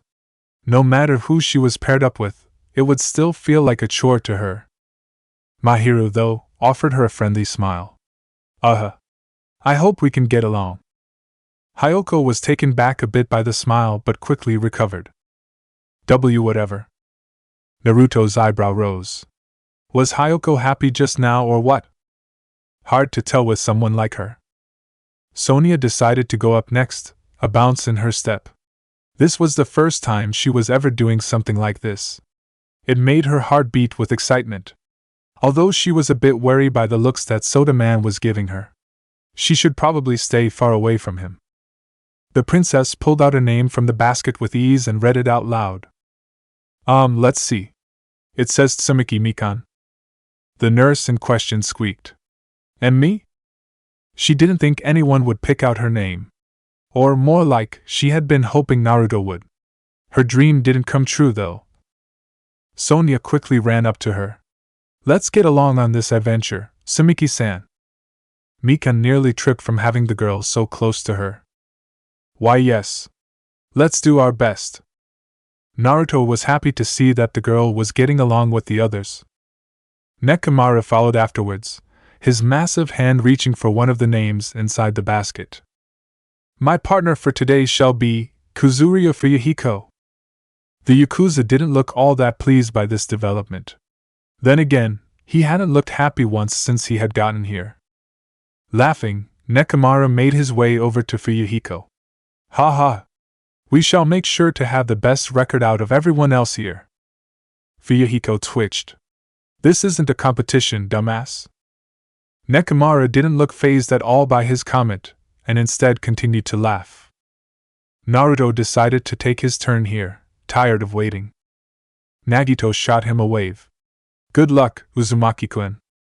Mikan also cheered for him, albeit more softly and hesitantly. Why you can do it, Uzumaki-san. While he appreciated the support, all he was doing was pulling out a name from a basket. Nothing difficult about that. Naruto decided to not say anything, though, and merely accepted the encouragement. He quickly fished for one of the papers in the basket. And the name he pulled out was none other than Pikoyama Piko. The blonde looked to where the girl was standing. She had been one of the quiet ones so far, not speaking very much. Naruto found that to be a bit lonely. Maybe he could change that? Looks like it's you and me, Piko. Piko closed her eyes. I'd prefer if you didn't address me so casually, Uzumaki-san. Naruto chuckled as he walked up to her. Don't be so stiff, Piko. No reason to act like old farts here. One of her eyebrows twitched. Regardless, I feel as if... Naruto cut her off and patted her on the back. Again, don't act so stiff. We're in the prime of our lives. Not old people. Piko twitched again. Dealing with the Uzumaki was going to require all of her patience, it seemed. As for Naruto, he was once again forgetting about his rule to not make any friends here. By this point, there was no turning back though. His usual friendly nature was just rooted in him. He acted without thinking about it. That's just the kind of person he was. Not only that, but the students here seemed just like the type of people he'd like to hang out with. Fuyuhiko found the whole scene to be somewhat annoying to him. No one got that close to Piko. Almost everyone they met was scared of her. The only exception was their family. But this guy. What's his deal? Something was definitely up with the blonde. Fuyuhiko just didn't know what it was. Humph. Let's see which of you fools shall serve as my unfortunate companion for this trip in the netherworld. Gunham walked forward and took a name from the basket. It seems, my companion shall be none other than the angry beast who dared to attack me earlier. My hero frowned a little. Just what? It was all the girl could say. Nagito decided to translate for them. Seeing as Uzumaki-kun already has a partner, I believe he is referring to Oari-san. Huh? Me? Akane placed a hand on her hips and grunted in annoyance. You should have just said something in the first place, hamster man. Gunham visibly recoiled at the nickname. You fool! You dare refer to my four dark devas of destruction by such a term. He gripped his wrist in anger. They have the power to destroy this entire world. Kazuchi deadpanned. I think you're totally overestimating the power of those hamsters of yours. Alright, that's enough. Koichi decided to take charge before another argument could break out. He needed them out of here ASAP so that he could take a nap. The last two remaining are Hanamura and Mitarai. That means the two of you are together. Teratera flashed the animator a grin. Let's get along, okay? Ryota didn't know why, but he didn't trust that grin one bit. Koichi waved them off. Now go. Explore the school to your heart's content. Or whatever. Mahira narrowed her eyes. And you're not coming with us? Why would I? You're our teacher. It's your job. Pfft. You brats are old enough to know right from wrong. I'm not gonna hold your hand. This guy, he was rather blunt, wasn't he? Oh, that reminds me. Koichi suddenly looked up. After you're finished, go to the nurse's office on the first floor. There, you'll get fitted for your uniform. He shrugged a little. If you want to wear a uniform anyway. Like classes, it's not mandatory for you to do so. Many were pleased to hear that it wasn't mandatory, mainly Hyoko, Kazuchi, and Nekomaru. And Teruteru too, since he rather enjoyed wearing his usual get-up. It was a constant reminder of what he was here to accomplish. And with that, the 16 students began to file out of the gym in order to explore this new school of theirs. It was going to be a big chunk of their lives, after all. This was shaping out to be a long day. The groups of 2 had totally wandered off on their own, each interested in different parts of the school. For example, Teruteru was excited to see what the cafeteria had to offer, as did Ryota for some reason. Heck, the animator was even bouncing in excitement when Teruteru offered to cook him something. Hyoko was complaining about walking so much, but Mahiro was somehow able to get her to keep going. The redhead apparently wanted to see the courtyard since, according to rumors, they were pretty beautiful. Kazuchi kept sulking that he wasn't with Sonia while Nagito tried to console him, the 2 vanishing down the hall. Speaking of Sonia, Mikan had been curious about the nurse's office, so the 2 girls had headed off in that direction. Naruto didn't know where Ibuki and Chiaki had gone off to, but knowing Ibuki, it was definitely not going to stay quiet around here for too long. Gunham and Akane were also a mystery, as was Nekomaru and Fuyuhiko. There was no telling what kind of trouble they could get into, but Naruto decided not to worry about it too much. He and Pico were already at the 5th floor of the school. They had come up here because nothing else was really interesting to them on the lower levels. There should also be another class joining the school this year, Naruto thought, scratching his chin. He wondered what kind of talents they would have. Was there anyone who could help him in that class? What about the older students? He needed to get in touch with them as well, see if he could probe them about finding a way to another dimension. The thought of failure never entered Naruto's mind. There couldn't be failure. Pico stopped in front of the dojo, which was located on this floor. The door was opened, so she was able to admire the inside of the room. It was pretty well kept, and it had the standard training equipment she would expect from a dojo. Naruto stopped next to her, scratching his belly. Man, I'm starting to get hungry. Maybe I should ask Teruteru to cook me up some ramen. The cook could probably pull off something divine if his ultimate talent was all about cooking. Pico shook her head. You get familiar with people really quick, don't you, Uzumaki-san? The blonde shrugged. I guess? I've just never bothered with etiquette and stuff like that. In my life, there was never a need for it. It was more about survival than anything else. Pico's face took on a more somber mood. She could kind of guess some of the implications that came with his statement. I see. I'm not sure whether I should envy you or not. I don't know either. Naruto walked over to one of the lockers, checking to see what was inside. He saw some arrows and a bow. Nothing his style. But like I said back in the gym, it doesn't really matter now. We're all the same in here. I would have to disagree with you there, Pico replied. Everyone walks a different path in life. Nothing can be ever truly understood because of it. The only thing we have in common is talent. It's why we were brought together to this school. Naruto chuckled at that. Talent, huh? Did I say something funny? Naruto turned his attention over to one of the other lockers to see if there was anything more entertaining in there. No. It's just, well, you reminded me of something funny is all. Pico crossed her arms. Care to share it? Naruto's eyebrow rose when he found several bamboo swords, or shurnai as they were known, lying neatly inside this locker. He grabbed one of them.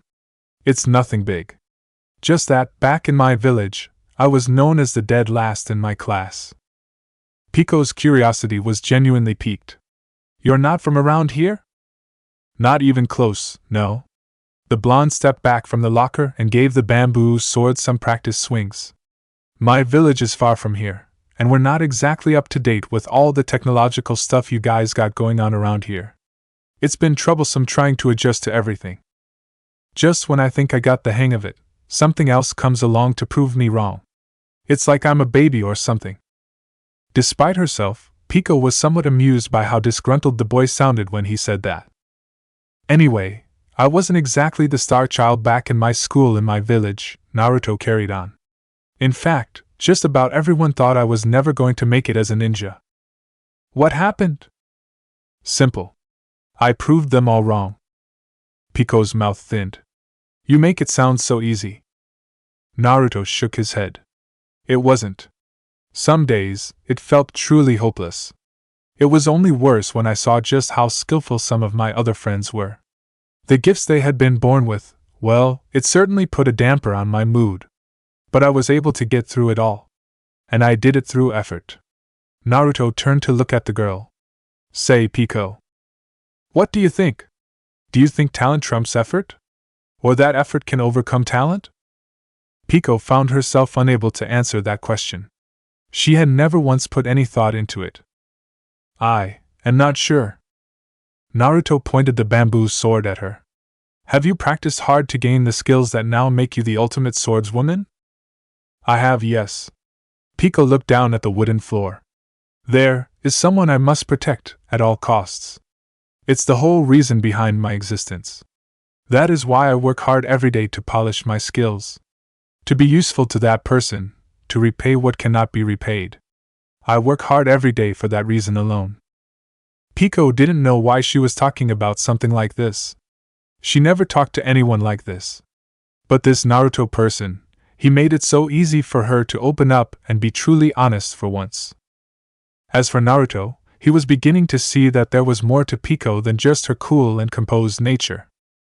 She was still human. Grinning, Naruto reached back for the locker to grab another bamboo sword. Acting on instinct, Pico caught the bamboo sword thrown her way before she could even look up at the grinning Naruto. What is this? Naruto closed the locker and walked over to the center of the dojo, holding his bamboo sword over his shoulder. We're gonna have a practice match, you and I. Pico frowned. Are you serious? Yeah. It said strong people can communicate best when they trade blows. And not to toot my own horn or anything, but I consider myself pretty strong. I bet you are too. I'm sure we can get to know each other a lot better through a sparring match than through words. Why? I'm bored, and I'm sure you are too. Best way to kill time. Of all the responses he could have given her, Pico hadn't been expecting that. She appreciated it all the same. Pico walked over to stand in front of Naruto in the middle of the dojo, her bamboo sword at her side. She gripped it tightly. It's true what they say. Each weapon feels differently. Pico was used to handling her personal sword, which she hadn't brought with her today since Fuyuhiko had forbidden her from doing so. It would make her seem more amicable, he said. Naruto recalled Tenten saying something like that to him once, about how each weapon was different. He really didn't get it since he wasn't much of a weapon specialist, but he could understand what Pico was trying to say. I'm sure you'll be fine. You're fighting against a novice who's not used to handling a sword. Amusement flashed on Pico's face. And yet you still ask me to spar? Me, the ultimate swordswoman? Naruto shrugged, grinning. Meh. It keeps things interesting. That Pico could agree with at least. And so, the two teens faced one another, their stances ready for battle. Their faces were full of determination. Neither doubted the other's skill. They could both tell that the other was a warrior, so they wouldn't make the mistake of underestimating one another. The first clash happened in an instant. Fuyuhiko was close to yelling at the gigantic fool who followed after him through the halls of Hope's Peak Academy. The Yakuza didn't really have a goal in mind. He just wanted to be alone, and see what he could find around here. Nekomara had wanted to check out any of the training facilities in the school, but Fuyuhiko had refused. He wasn't into that sort of thing. This inevitably led to the current conundrum they were facing. You need to have more spirit in you, Kazuryu. Otherwise, you'll be destined to fail. TCH.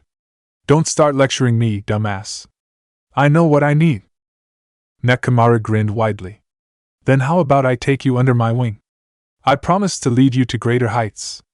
Not only as a leader, but also as an athlete. Fuyuhiko's eyebrow twitched. That makes no sense. I'm no athlete. Nekomaru looked over Fuyuhiko's body. It's true. You lack the appropriate muscle mass. However, that doesn't mean you can't get there with hard work. With the right diet and training regime, I'm sure you'll see yourself blossoming into an even greater athlete. I guarantee that. Otherwise, my name isn't Nidai Nekomaru. It was just like what Fuyuhiko thought. This guy was extremely loud. But another part of him, one that he didn't like to admit existed, was glad that the team manager was talking to him like this. It had been a very long time since anyone talked to him casually. People were usually afraid of him since he was the heir of the biggest Yakuza gang in the country. Not that he could blame them. It just got a bit lonely after a while, though.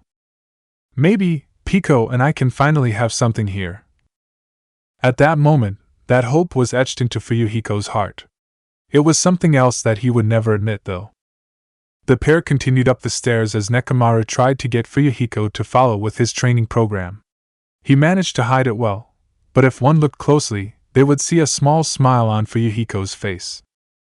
The conversation soon stopped, however, when Nekomaru heard something down the hall. The two were now on the 5th floor without being aware of it. Their back and forth had kept them more entertained than they realized.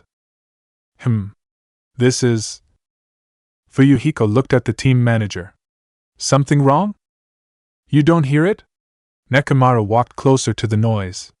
It sounds like two people are trading blows with one another. Huh! Fuyuhiko didn't hear anything. But as he followed Nekomaru, the noise began to register into his ears. Unlike Nekomaru, Fuyuhiko realized what the noise was, though. He had been hearing it for a very long time. Ever since he was a little kid, in fact. Pico. Acting on instinct, Fuyuhiko ran full speed toward the noise. Hey! Nekomaru was caught off guard by this but soon followed. He was both surprised and delighted to see that Fuyuhiko was pretty fast if he wanted to be. The noise led the two boys to the dojo. The doors had been left wide open, so they were able to see what was going on inside. It went without saying that it surprised them both. Naruto and Pico were fighting, after all. Words had not been spoken between Naruto and Pico for some time now, the two looking like blurs as they continued to strike at one another throughout the dojo. For Naruto, who never had used a sword in combat before, this was a refreshing change of pace. Since he had no true skill with it, he had to rely on his speed and agility to be able to keep up with Pico. For Pico, who had been holding a sword all her life, this kind of fighting was right up her alley. The problem was that the blonde was much too fast for her. Faster than anyone else she had ever seen. This way why she had to make do with her advanced skills with the sword to keep up. But she knew that, if the Uzumaki wasn't holding himself back from just using a sword to attack her, this sparring session would probably already be over. But where was the fun in that? Because that's the thing, Pico was having fun. It was the first time she had felt this way when practicing with her swordsmanship. It wasn't that she hated it. In fact, more often than not, it calmed her down. At the same time, the only reason she took up the sword was so that she could stand alongside her young master. It was a constant reminder to her of her destiny as a tool. That's why she had never really had fun when dueling with others. Not until today, that is. The two were suddenly in front of one another in the middle of the dojo, their bamboo swords held against the other. It was amazing to see that the swords had stayed intact throughout the whole fighting session as the two were going at it pretty hard. Naruto grinned when he saw the look on Pico's face. That's a nice smile you have there, Pico-chan. You look a lot better that way. Pico felt her cheeks burn red at the compliment. But more importantly, was she really smiling? She hadn't smiled in such a long time that she had forgotten how to. But now she was?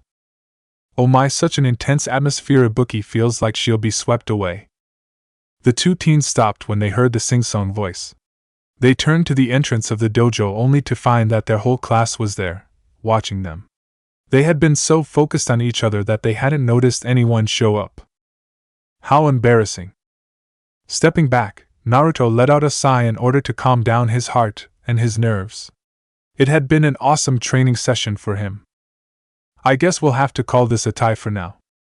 Pico had to agree, also relaxing. Yes. But I am impressed. Even though you're a complete amateur with a sword, you are very adept at fighting. Naruto grinned some more. Ultimate ninja here, remember? Pico sighed and chuckled. Right. Ibuki was quick to join the two, slapping them in the back.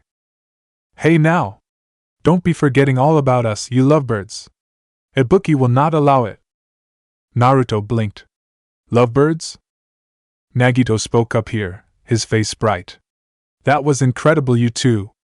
I was able to see your talents shine through. And even though I had my doubts about Uzumaki-kun, he proved me wrong. He then looked down and sighed, a bitter look spreading across his face. I'm so ashamed of myself. I should have known better than to doubt you, Uzumaki-kun. I really am the worst. Kazuchi rolled his eyes. He was already getting sick of this guy. Can you just shut up, please? Sonia's face displayed her excitement. I too had my doubts about you being a Japanese ninja, Uzumaki-san. But you are. She looked at Pico. And you were wonderful as well, Pikoyama-san. Keeping up with a Japanese ninja, it's incredible. Mahira laughed awkwardly. Sonia-san, ninjas are only from Japan, you know?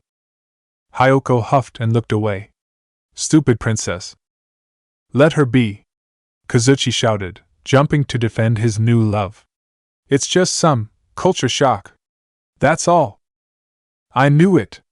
You are strong. Akane smirked and raised her fists. I wanna fight you, Uzumaki. But forget the swords. Just come at me. Naruto chuckled. Sorry, Akane. But maybe some other time. I need to get my measurements done for my uniform. Akane sulked. Mikan appeared next to Naruto, looking worried. Hey, are you alright, Uzumaki-san? You're not hurt, are you? Naruto patted her on the head. I'm fine. It was just a practice session. Nothing you have to worry about, Mikan. The girl found herself enjoying the head petting more and more. In fact, it might become addicting to her. You are right about that, though. Mahiro remembered what Koichi had told them. If we want to get our uniforms, we'll have to go down to the nurse's office. Sonia smiled. Yes. There's a teacher waiting downstairs for us. Tsumiki-san and I already confirmed that. I'm quite fine with what I have on. Teratera flashed them a grin. It's a lot more intimate, don't you think? Sugruis. Ibuki was the one who voiced what every female in the room was thinking. I don't need any stupid uniforms, Akane said while picking her ear. That just sounds like a lot of trouble. Geez. Nekomaru crossed his arms over his massive chest. You're quite a simple woman, aren't you? Naruto turned his attention to Nekomaru, remembering something important. He had finally realized it in his fighting session with Pico. He needed to keep up with his training if he was going to make sure he was going to stick around here. He personally also wanted to keep his skills. Normally, he took care of his own training, but there was nothing wrong with getting some help either. Yo, Nekomaru. I actually need a favor from you if you don't mind. Oh? Nekomaru faced the blonde. And what might that be? Naruto went to the locker to put the bamboo sword back where it belonged. Since I'm in the city, I no longer have anyone to help me with my training. So I was wondering if you could come up with something for me. If you can. Determination started to flash on Nekomaru's face. And did the electricity from his eyes get stronger too? Leave it to me. I'll make sure to give you the best training regime you have ever seen. Or else, my name isn't Nidai and Kilamariu. Naruto was amused. Thanks. I appreciate it. Nagito chuckled. Yep. Everyone's hope is shining through today. It's so wonderful. Ryota could only shake his head when he heard this. What a strange guy. Now let us march onward. Gunham faced the door with his 4 dark devas of destruction striking poses all across his body. It is time to meet our maker. Fahahaha. Mahiru's sweat dropped. We're only getting our uniforms. Hyoko sulked. There are so many weird people around here. I hope I don't become one too. Kazuchi scratched his cheek. I think you already are one. The blonde dancer glared at the mechanic. No one asked you. Now. Mahiru kept the girl from pouncing on Kazuchi. We should all get along here. We are going to be together from now on. I fully agree with that. Nagito smiled. If we're together, I'm sure everyone's hopes will shine even stronger. No one knew what to say to that. Except for Naruto, who walked up to the boy and patted him on the back. Nagito, we're going to have to make sure you learn how to talk later. Oh? Nagito seemed uncertain about something. You're even using my first name too? Well, yeah. We are kind of friends now, aren't we? Nagito didn't seem to know how to take this. I'm flattered by your words, Uzumaki-kun. But… Sheesh, stop saying weird stuff already. Naruto shook his head before looking over to Teruteru as they all began to exit the dojo. Teruteru, I actually have a request for you too. Oh my, you're so forward, Uzumaki-kun. What's with this strange vibe in the air? Nagito watched everyone exit. He didn't understand this strange feeling in his chest. What could it be? What's your hometown like, Uzumaki-san? You're getting too close, Sonia. Please give Uzumaki-san his space. Kazuchi was positively glowing with jealousy as he watched Naruto be surrounded by not only Mikan, but also Sonia. Mikan had offered to take Naruto's measurement for his uniform. The blonde had taken her up on the offer, not seeing any reason to turn her down. Sonia just wanted to know more about the Japanese ninja. Nagito chuckled softly as he noticed Kazuchi's current demeanor. Uzumaki-kun certainly is popular, isn't he? I don't like it, Kazuchi muttered, his jealousy growing the more he stared at the scene. Miss Sonia should be hanging over my shoulder right about now. Man, what a weird bastard you are. Fuyuhiko made for the door, having already gotten all his measurements done. He had his P uniform in hand as well. Apparently those were also being handed out here, which Koichi had forgotten to mention to them. Mahiru hadn't been pleased about that, calling their teacher a drunk old man. No one had dared argue with her. It's only your first day, and you're already after someone. I can't help it. Kazuchi glared at Naruto, who was too busy answering Sonia's questions to notice. I've always dreamed of going out with a hot blonde. And Miss Sonia is a princess. That makes it all the better. Fuyuhiko could only shake his head in dismay as he walked out. Before closing the door, though, he gave Naruto one final glance. He had never seen Pico express that kind of emotion before. It was nice to him to see his childhood friend act like that. To not be tied down by his clan's stupid rules. For her to just be a normal girl. This place, it really was something else. Pico noticed Fuyuhiko's stare and furrowed her brow, not understanding what her young master was doing exactly. It confused her, but it was probably nothing serious. Hopefully. Naruto's words were still fresh in her mind, though. She knew she had some thinking to do tonight. Akane frowned as she picked up one of the female P uniforms. Do we really have to wear this? It seems to be for physical exercise, Ryota said, already having his in hand. I wonder why we have those here. I think it's great. Nekomaru grinned. It's always a good thing to train the body. I just can't keep up with all of this, Hyoko said as she looked over the P uniforms on the table. She had been happy that she didn't have to wear the school uniforms. Her normal clothes suited her just fine. But this was just embarrassing for her. Mahiru blushed a little. I understand what you mean. Bloomers are a bit risky. I've never heard of these things before, Naruto admitted as he walked up to them. Mikan had finished with his measurements already for his school uniform. Sonia was by his side, also curious to check out their P uniforms. Oh my! I have never worn such clothing before. It does not cover much, does it? Mm. Some blood began to drip down from Teruteru's nostril. I believe the school has made a fine choice. Indeed. Hyoko looked like she wanted to puke. Now I really don't want to wear these. Mahira sighed. I know how you feel, Saionji-san. But I don't think we have a choice. Sonia clapped and smiled. Well, I for one am looking forward to trying them out. It is all part of the experience. Kazuchi beamed. I agree with you, Miss Sonia. It can't hurt. Mahira rolled her eyes. It looked like she was going to have to deal with a lot of perverts around here. But Naruto-chan Ibuki suddenly appeared over the blonde's shoulder, poking him on the cheek. The girl just wanted to touch the whiskers. They looked really cute to her. How do you not know what bloomers are? Like, all guys know what they are. Teruteru smiled even more. I certainly know what they are. Ryota backed away from the short boy. You might not want to publicize that too much.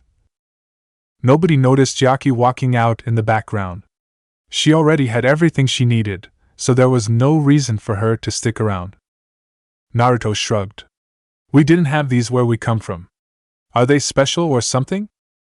Teruteru shook his head. Oh, Uzumaki-kun.